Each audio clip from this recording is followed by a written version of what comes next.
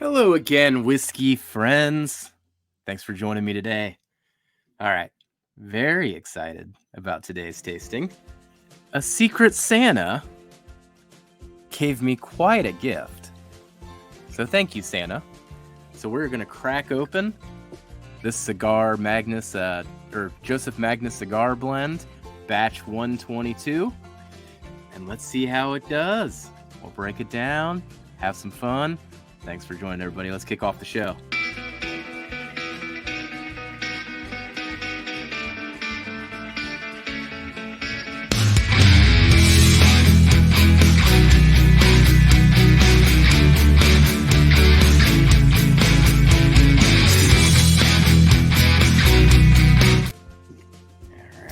We're gonna get this thing open here, but tell you what, this is a tough wrapper on top of this thing. I think I got it though. I got it. Don't lose faith. Okay, it's off. All right, fresh cork pop. Here we go. Ooh, that was really in there. That was a good cork pop. All right, synthetic cork on that one. So I'm going to pour this and then talk a little bit while it opens up. At least give it a little bit of time to open up. Hey, cheers to the mash and journey. Use that Glen today. All right. Give it a nice little pour there. Enjoy a little bit of that later too. So with this Joseph Magnus Cigar Blend, let's take a step back and talk about what this is first. So this is a very special bottle. If you find these, they are all delicious. This is batch 122. The proof on this one is 57.74, if I'm remembering correctly. Yes, it is. And this is a triple finish. So finished in Armagnac, sherry, and cognac casks, and then blended all together. Typically, I would say, speculatively, it's MGP and Barton. And from my understanding, the Armagnac casks are predominantly the ones that are used with the Joseph Magnus cigar blends. So that's a little bit of background here. These have been coming out now for, 4 years, 5 years. The batches, though, have really accelerated. Very similar to the Smoke Wagon Uncut Unfilters, where it took, 2-3 years, it seemed like, to get to batch 30. And then in the last year and a half, there's like 90 batches out there.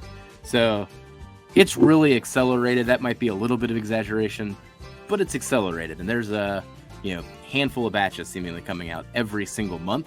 So you're probably seeing it at least online more often. And hopefully that means you have a better chance of getting lucky too. Now with this one, Secret Santa gift. Thank you, Santa. I do have another one to compare it to. And this one's on its last legs. So this is kind of a passing of the torch as well. So I'm going to compare batch 122 to batch 28. Now, this is a very special bottle to me.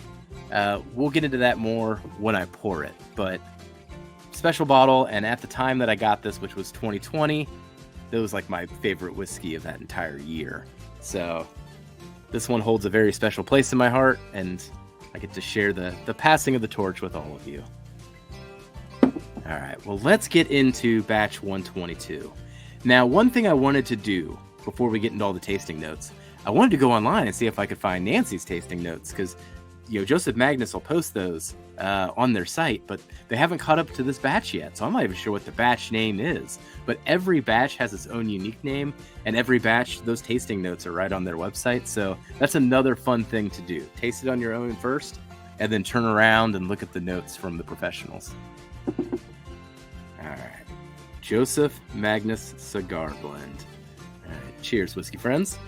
We're going to go into the nose first, and then we'll break down the palate.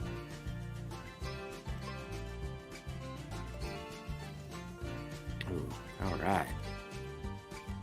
Lovely on the nose. It's not as flavorful as I would have expected. It's really not hopping out of the glass, but hey, let's give it another shot here. Oh yeah, now it's starting to.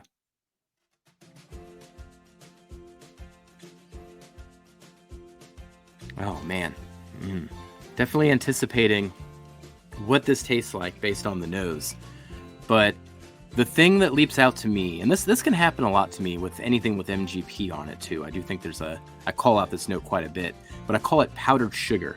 And when I say powdered sugar on the nose, it's not just like that smell of powdered sugar. Like when you put your nose into powdered sugar, it's almost like there's powdered sugar just kind of lifting off as a dust. And it gives this texture in your nose that's a little different. That's what I get off of this. Whenever I'm saying powdered sugar, it's also like a texture of what it feels like to breathe it in.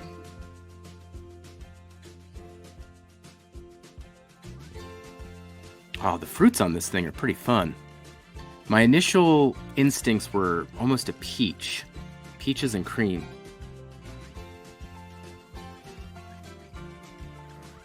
Yeah, just peaches and cream. If you had some peaches and on some nice ice cream. That's the first thing that comes at me.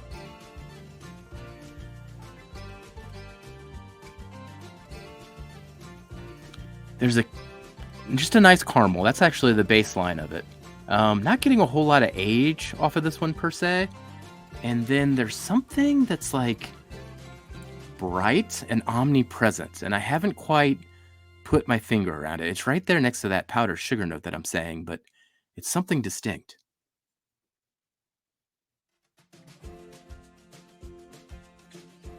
I mean, I wouldn't say just like a straight sugar cane. Gosh, even I'm almost going down the route of a vegetable presence. But what would that be? Kind of a sweet vegetable.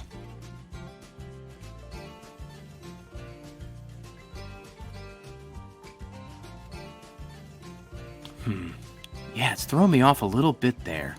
The finishing isn't necessarily coming across as I would have expected either.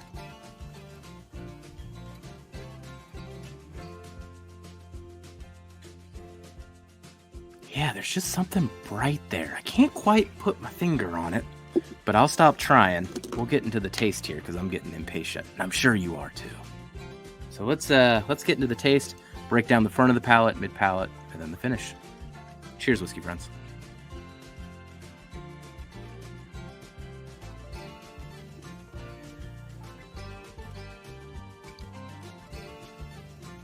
Ooh. A lot more going on than what I was getting off the nose today. Hopefully that's not like a me problem right now. A lot of stuff going around. Oh, yeah. First sip was lovely. Lovely. All right. I'm going to do one more sip, and then we'll start with the front of the palate.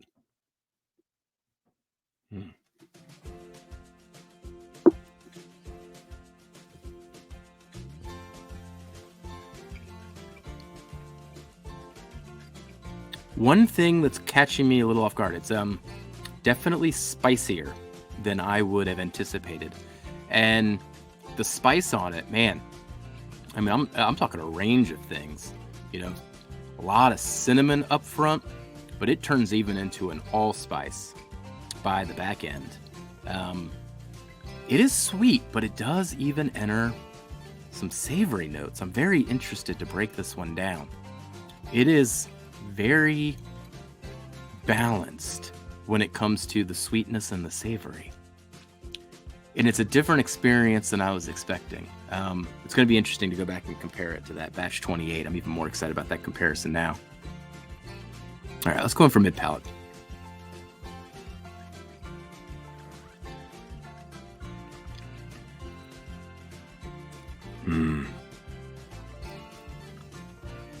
Man, I'm almost getting a sherbet ice cream, like a sherbet. Gosh, I guess technically sherbet's not an ice cream, but kind of that mid palate, with just the different fruits and the way that it's, gosh, even presenting itself from a texture standpoint. And then the finish, that sherbet note's kind of stuck in my head now, but it's very, very interesting.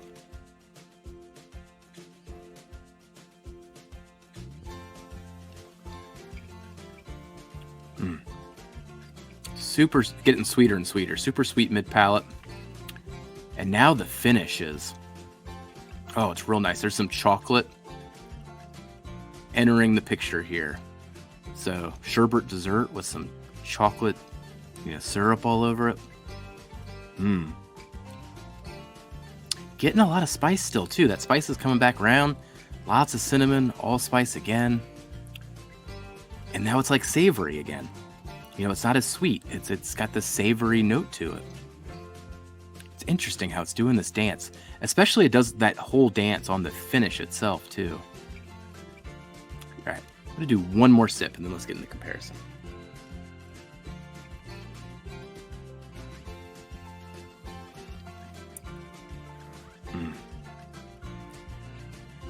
Man, I got a really strong butterscotch note. Mid-palate on that sip. Oh, and it's carrying it through really well. Man, tell you what, that traveled a different road than I would have expected going in. Oh, it's delicious. It's a treat. I buy a cigar blend whenever I see one. I don't know how much they would actually be retail. I'd imagine 200. I should have looked that up. I've never seen one on the shelf before. Any of these that I've ever gotten have been gifts. Gifts or people helping me out. So I've never seen one on the shelf with my own two eyes.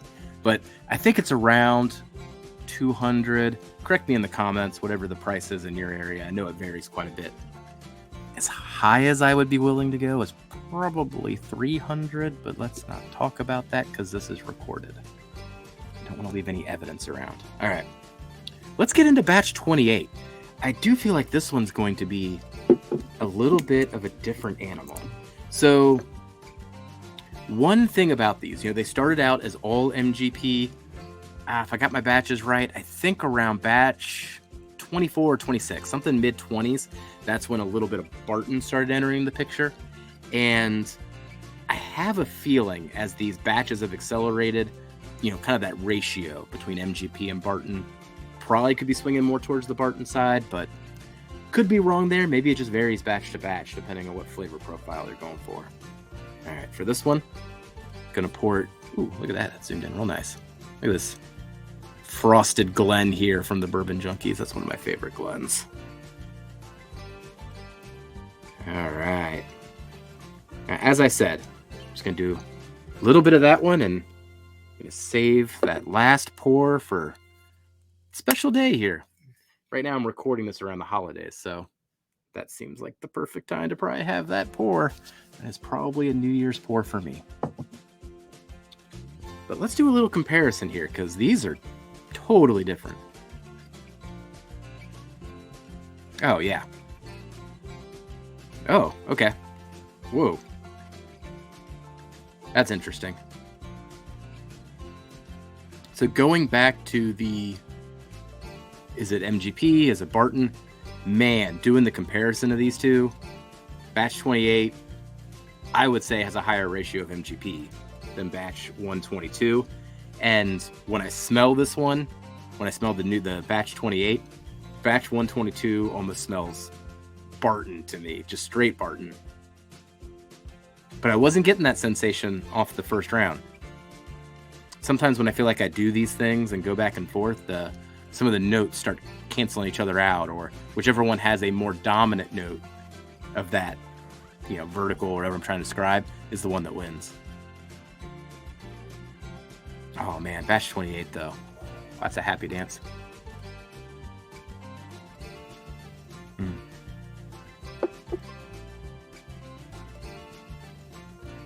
See, batch 28, man, that's a totally different experience, totally different flavor profile, entirely different. Batch 28 comes across as something that's much older, something that's got a lot of oak to it, 12, 13, 14, gosh, even 15 years. It kind of lives in that type of realm. It's very velvety, dark, red velvet cake. It's got, it's not overly sweet either. It's very, very balanced.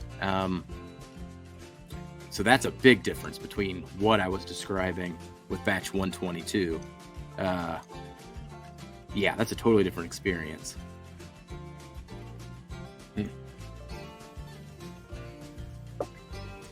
Okay. So that's just got a lot more age. I mean, that's the thing that's separating it.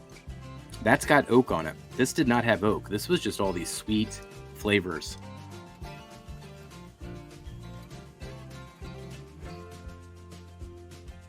Going back to it now, I've got some banana nut bread emerging on the nose. Hopefully that's not a mental thing if I'm putting myself in a box trying to imagine it's Barton, but there's a breadiness to it that's starting to emerge now that I'm doing this comparison that wasn't there before. All right, I'm going to go for another sip of the 122.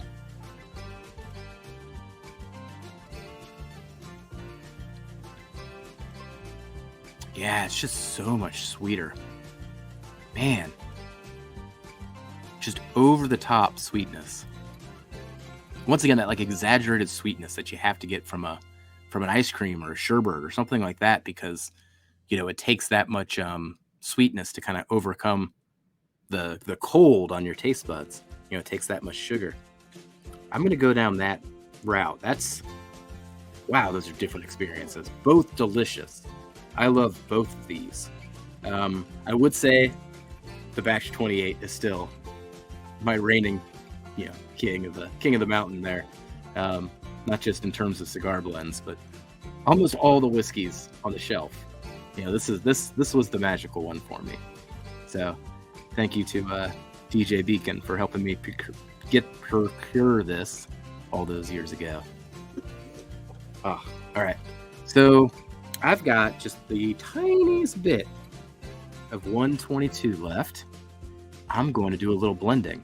So, just recently in recording this, blend again competition number 5. Nancy actually had one of my blends in there and she got to judge it, so that was cool. Now I get to blend her stuff. Now my blend didn't win. I think the main notes that I have from that was my nose didn't match the palate, and she didn't like that. So, but I still made it to the second round. I'll take that. More learning for next year's blend. And hey, maybe I'll submit this and save the little bit that I have left. Ooh, I like this combination. It at least on the nose, I now have the oak and I've got the sweetness, and they're playing with each other, which is probably the note that I was surprised was missing so much from the 122, was the age side of it. But we know how it is sourcing whiskey these days.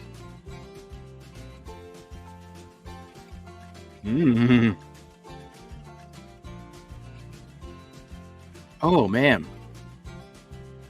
Oh, that's kind of magical. Oh, that's gonna be hard to ever top this blend on the fly.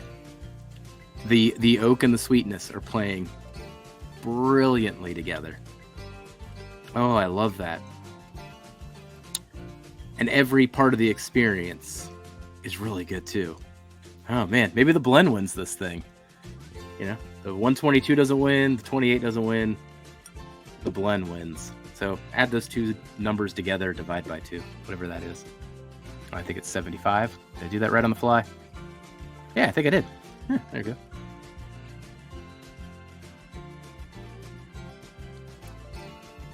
Oh, yeah. Oh, lovely. So, wrapping this thing up, Joseph Magnus Cigar Blend, do yourself a favor. You have to try a Joseph Magnus Cigar Blend. A sample, get yourself a bottle. Man, it's good. And I do feel like the momentum on it's finally starting to pick up, so it is getting more expensive and other means that you can get your hands on it. But that's what happens when we keep talking about how good something is. Well, that wraps up today's tasting here. Thank you so much for joining me, everybody. And then stick around. More tastings to come, of course. Have a good one, whiskey friends. I'll catch you later.